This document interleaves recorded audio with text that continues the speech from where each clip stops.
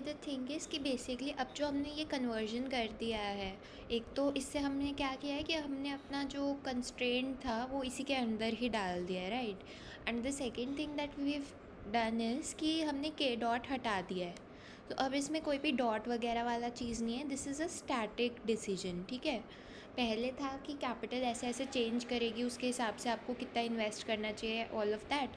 अब आपको बस कैपिटल और लेबर चूज़ करना है ताकि आप इसको मैक्सिमाइज़ कर सको, ठीक है। इसमें कोई डॉट वगैरह नहीं है, आपको बस हर टाइम पीरियड पे ऐसे कैपिटल और लेबर को चूज़ करना है कि आपका प्रॉफिट मैक्सिमाइज़ हो रहा हो, ठीक है।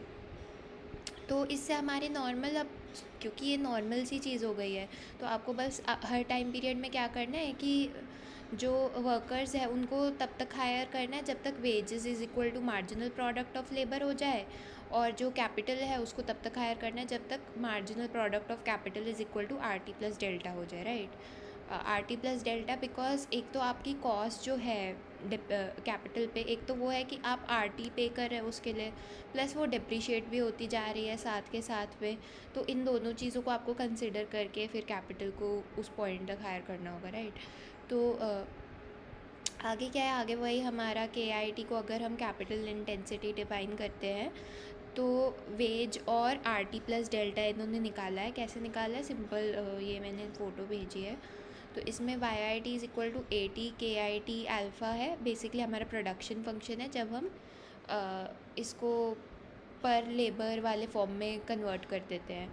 हमें पता है कि जो वो होता है, क्या कहते हैं, मार्जिनल प्रोडक्ट ऑफ कैपिटल अगर हम निकाल लें तो वो निकलेगा ए इंटू अल्फ़ा इंटू के की power alpha minus one.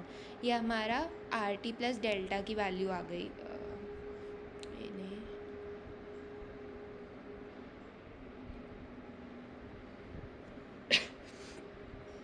Are T plus delta was suppose to be equal to marginal product of capital, right. और हमें पता है, ये we discuss this enough times, कि बेसिकली जो मार्जिनल प्रोडक्ट ऑफ कैपिटल होता है वो होता है बेसिकली हमारा ये चीज़, right.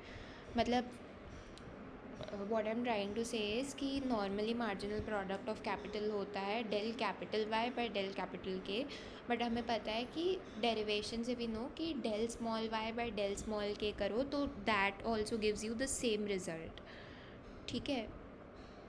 And due to this हमने बेसिकली बस जो हमारा प्रोडक्शन फंक्शन था इन टर्म्स ऑफ पर लेबर उसको स्मॉल के रिस्पेक्ट में डिफ्रेंशिएट कर दिया, राइट।